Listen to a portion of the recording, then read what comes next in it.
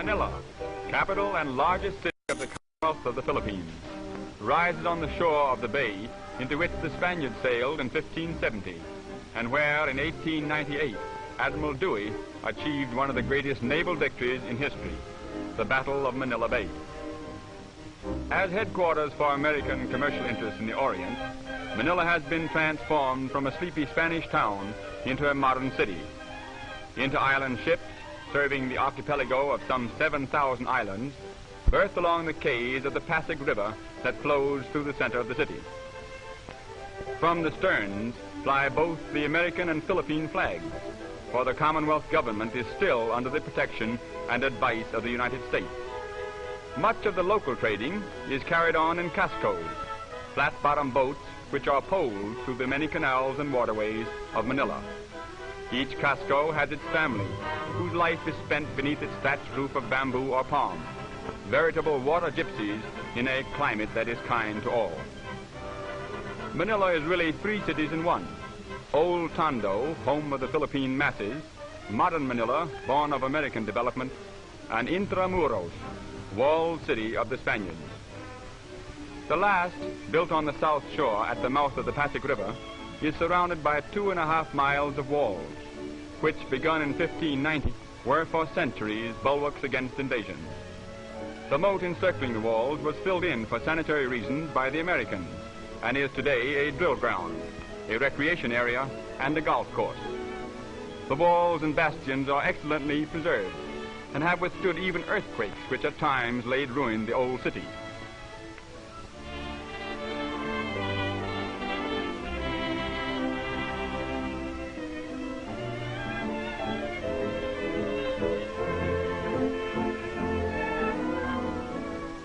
In the bastion of the Royal Gate is Manila's famous aquarium.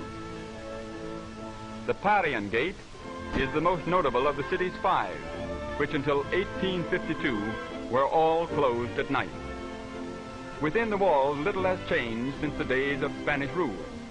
The main shopping street, Calle, chiefly catering to tourists, presents a picture of busy activity and colorful traffic. The projecting balconies and grilled windows are reminders of old Spain.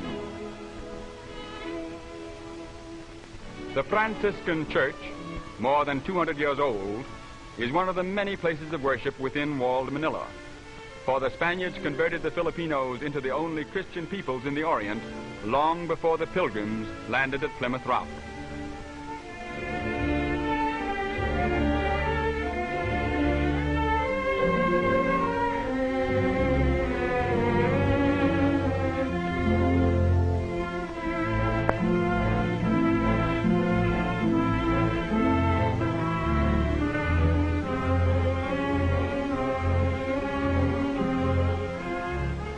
A bodice with huge sleeves of cloth made from pineapple plants and a long skirt, the train of which is tucked into the front of the belt, is the typical dress of Filipino women.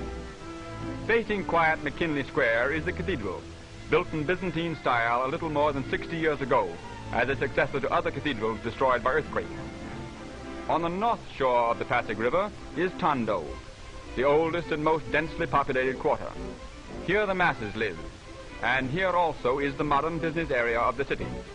In this section are the greatest contrasts: fine skyscraper office buildings and banks among crumbling thick-wall ancient structures, broad straight streets and narrow crooked ones, canals teeming with boat activity, and paved streets with modern traffic. Traffic in all parts of Tondo is heavy and difficult to control. With swiftly moving autos abreast caramatas, the two-wheeled native conveyances drawn by active Philippine ponies.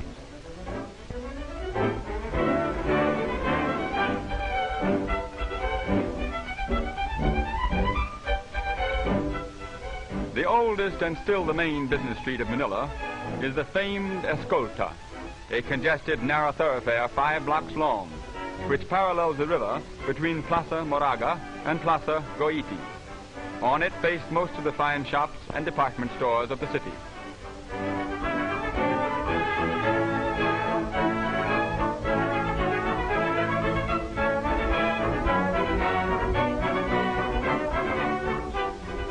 Another important thoroughfare is Rizal Avenue, named in memory of the great hero martyr, Dr. Jose Rizal, who was executed by the Spaniards in 1896, 2 years before the coming of the Americans.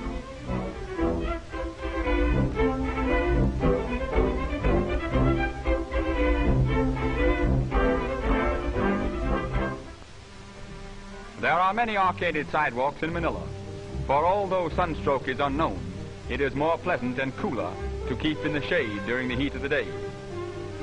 Each section of the city has its market, where practically everything used by the Filipinos can be purchased. In the Yangko market, a bazaar devoted exclusively to Philippine products, almost any locally made article can be secured.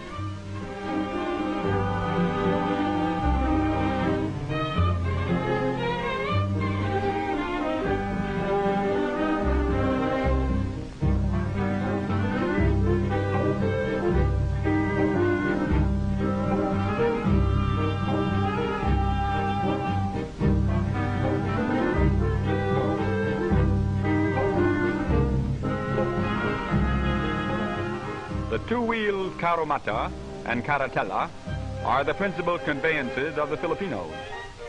These carriages accommodate 2 and 6 persons respectively.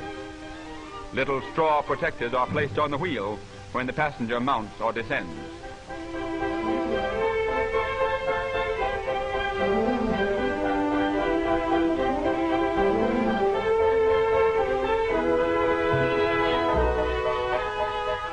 The Philippine beast of burden is the carabao.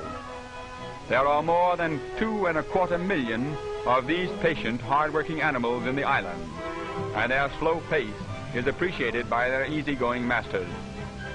In addition to modern motor transportation, the horse-drawn bus still holds an important place.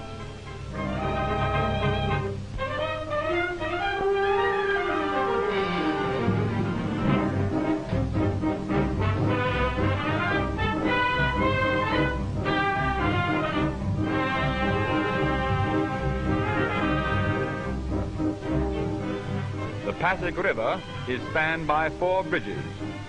Jones Bridge, surmounted by Filipino figures, is the newest.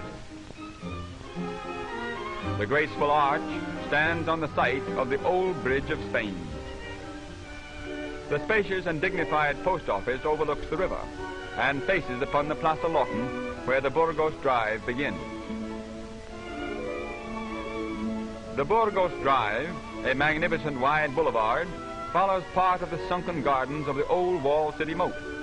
Near its middle stands the superb legislative building, completed in 1926 at a cost of $2 million.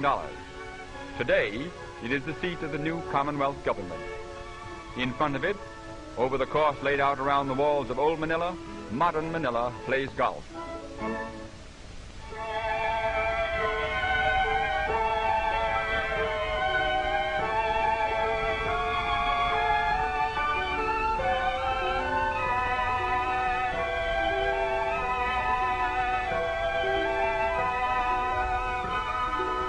A residential section where many beautiful homes and the best hotels are situated is Ermita. The famous Manila Hotel overlooking the bay is one of the finest air-conditioned hotels in the tropics. In Ermita are also the buildings of the University of the Philippines, a government institution which embraces wide fields of learning and offers excellent educational opportunities to all. Contrasting greatly with the narrow, irregular dirt streets of Spain's Manila are the wide, well-paved avenues and boulevards of the American city. Great shade trees overarch many of the avenues, and palms or colorful flowering trees line other arteries. Dewey Boulevard, the pride of Manila, is built upon reclaimed land along the shores of the bay, an ideal location for the many residences of which the city boasts. Among them is that of the American High Commissioner. The spacious house with its gardens and patio is often the scene of social splendor. Situated on the north bank of the Pasig River are the executive offices and home of the President of the Philippine Commonwealth.